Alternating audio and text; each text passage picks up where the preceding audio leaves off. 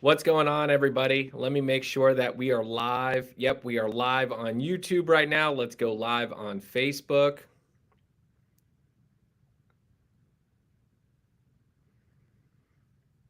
I think we're getting there. So there we go. We are live on Facebook right now as well. So, wow. I've been waiting to make this video for a long time. I wanted to go live. I didn't want to just record something because I wanted to talk about everything with 75 Hard. I'm going to keep it as short as possible. I'm sure you guys that have been following my journey fully understand how amazing this was. This was a great experience. I actually tried to do this before the 75 Hard and I actually failed, which was definitely very humbling to say the least.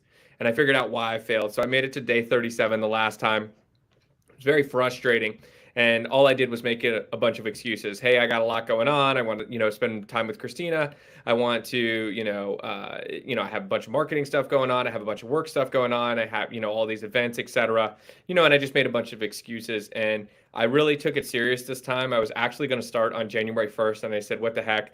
Let's go ahead. Let's start on December 1st, which is going to be basically the hardest time of the year because of all the distractions with Christmas and family and events and things like that. And I said, if I can make it through this time, then I knew that I was going to be able to make it through. So very exciting to say the least. Wanted to go over a couple topics. And like I said, I'm going to keep it short and sweet. Number one is, what is 75 Hard? So 75 Hard is a social media challenge. Essentially, it is 75 days of no alcohol, which I know is hard for many. You have to read 10 pages of a nonfiction book. You have to do two 45-minute workouts, and one of them has to be outside.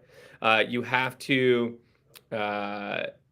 do some type of diet. So I picked intermittent fasting and I picked no soda.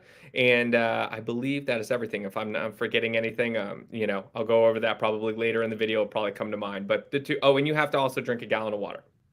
So the hardest thing for me was I love sugar.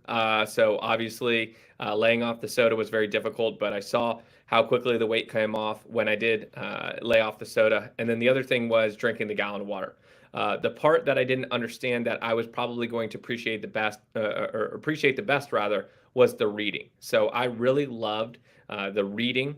I learned a lot. You have to read 10 pages of a nonfiction book every day. Oh, and you have to take a progress photo every day. I forgot about that, which I'll be posting after I get the last one tonight. So it was great to do the reading. I learned a lot. I read a lot of the books from the $1 Million Listing guys like Ryan Serhant and Josh Altman about sales. I read a book on time management. I read a book from Joel Osteen talking about positivity. So really took it seriously, and I didn't want to just read like random biographies or random things. I wanted to read things that I could actually apply to my life. So why did I do it? The biggest reason that I did it is two reasons. Number one is that I wanted the challenge, and I actually prepared 2 weeks before to start 75 Hard to kind of train myself and get myself in the mindset. Number two is, and I'm going to be honest with you guys, I was sick of being fat. I know I'm not, wasn't that big of a guy, but I was definitely putting on the lbs, and I was, I'm gonna open up to you guys. I mean, it was always something I was vulnerable about.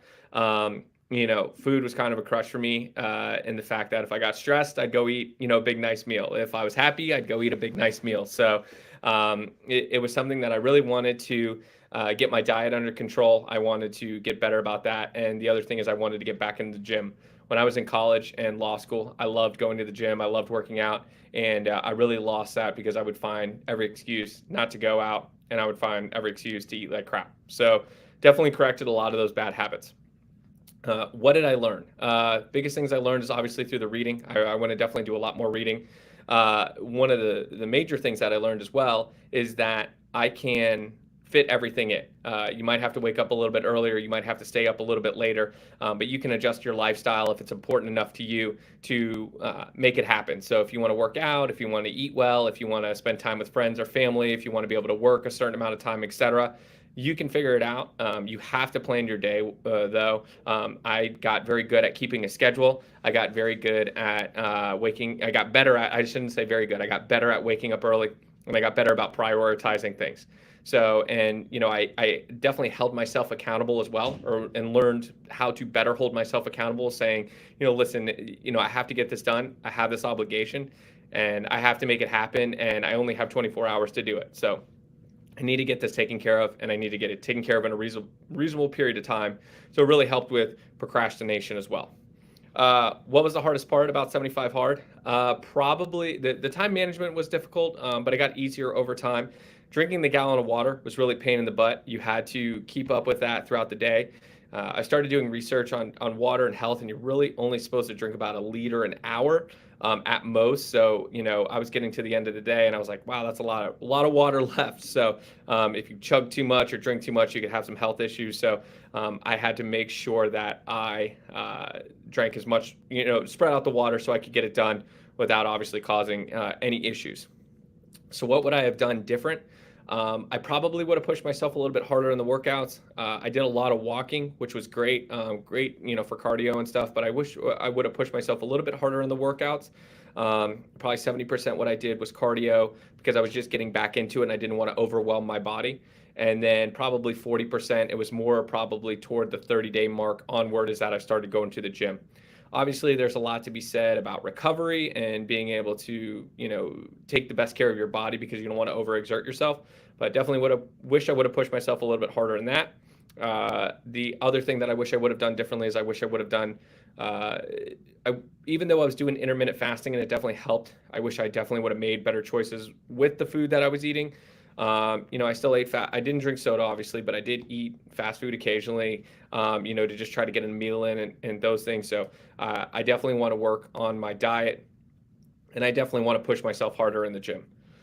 So with that being said, what's next? I want to drop another 10 pounds before April 1st. I really want to get my diet in line. I'm going to continue on with the intermittent fasting. And then the other thing that I want to do is I still want to hit the gym 4 days a week. I still want to keep up with the reading. And the biggest thing that I want to do is, and I sleep a lot, and I think it's also because of the exertion that I'm putting on my body. I really want to train myself, even on Saturday and Sunday, to be up by 5:30 a.m. every day. I want to hit the ground running. Every time that I woke up early, when I was up at 5 o'clock, etc., anytime before 6, I had so much of a better, more productive day, because I had those additional hours in the morning to be able to get more things done. And then I want to push myself to stay up a little later too, because a lot of times if I got up at 5, then I'd fall asleep at 9:30. So I want to kind of get a little bit better schedule on that and train my body to, obviously sleep is very, very important, but I want to be able to train myself to be able to sleep a little bit less. And I think that'll come with diet, exercise, vitamins, etc., to be able to do those things. So that's it. Thank you guys from the bottom of my heart, the people that reached out to me with phone calls, that reached out to me with text messages, that I saw in person, the compliments of, oh, you look like you've lost weight. I mean, you guys have no idea, honestly, what that meant to me. I appreciate the support in the comments and things like that. The reason why I was so public about it is because I wanted you guys to keep me accountable and to be able to get through this journey. And I thought the best way to do that was obviously for it to be public and you guys to be able to know about it. Huge shout out and happy Valentine's Day to my sweetheart, Christina, aka Mrs. Sullivan, and little Kevin. So Christina actually did 75 Hard with me. She was a trooper through it, doing 2 workouts a day, even working full time and being a mom to Kevin 3, which is obviously a full-time job in itself. So I love you very much and thank you for the support.